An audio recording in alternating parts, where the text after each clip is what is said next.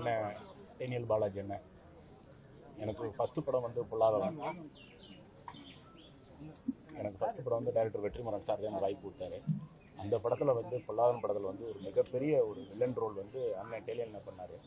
அவருடைய காம்பினேஷன் வரும்போதெல்லாம் எனக்கு அழகாக சொல்லி கொடுப்பாரு. நல்ல டைலாக், நல்ல விஷயங்கள்லாம் வந்துட்டு, அதாவது அவர் ஜெயிக்கணும்னு ஆசைப்பட மாட்டார், அந்த டீம் ஜெயிக்கணும், அந்த சீன் ஜெயிக்கணும், அந்த படமே ஜெயிக்கணும்னு ஆசைப்படுவார். அது நான் எனக்கு தெரியலன்னா கூட சொல்லி கொடுப்பாரு. டே இப்படி பண்ணுறா, இப்படி பண்ணுறா, இது ரியாக்ஷன் பண்ணுறா அப்படின்னு. அவரோட ஒரு 3 படம் நான் பண்ணியிருக்கேன். பொல்லாதவன், காத்திருப்பார் பட்டியல், இன்னொரு படம் நீ பேர் வைக்கல. ரொம்ப நல்ல மனிதருங்க. என்கிட்ட சொல்லிகிட்டு இருப்பார், ஒரு கோயில் ஒன்று கட்டிக்கிட்டு இருக்கேன்டா, நீ நல்லா வருவாடா. ரொம்ப பயங்கர ஒரு பாசிட்டிவான ஒரு மனுஷன். நல்லா ஒரு பாசிட்டிவிட்டியாக பேசுவார். ஏதாவது தெரியலன்னா அவர்கிட்ட பொறுத்தவரைக்கும் எதை பற்றி கேட்டாலும் கரெக்டாக சொல்லுவார். எலெக்ஷன், ஆன்மீகம், சினிமா, எதை பற்றி கேட்டாலும் கரெக்டாக சொல்லுவார். ஒரு நல்ல மனிதர். நல்ல ஒரு கடவுள் வந்து ரொம்ப எல்லாரையும் நல்லவங்கெல்லாம் சீக்கிரம் கூப்பிட்டே இருக்காரு. என்ன சொல்றதுன்னு தெரியல. இப்போ காலையில் கண்தானம் பண்ணியிருக்காரு பாருங்க.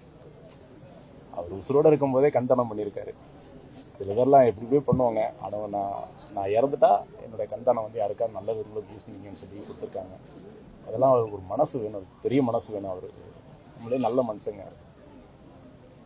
இன்னும் ஒரு 50 வருஷம் அவர் வாழ்ந்துருக்கலாம். கடவுள் வந்து அதுக்குள்ளேயும் அவரை சீக்கிரம் கூப்பிட்டார். இப்போ ஒரு படம் கூட நானும் அவரும் பண்ணுற மாதிரி தான் ஒரு கதையெல்லாம் கேட்டு வச்சுருந்தேன்.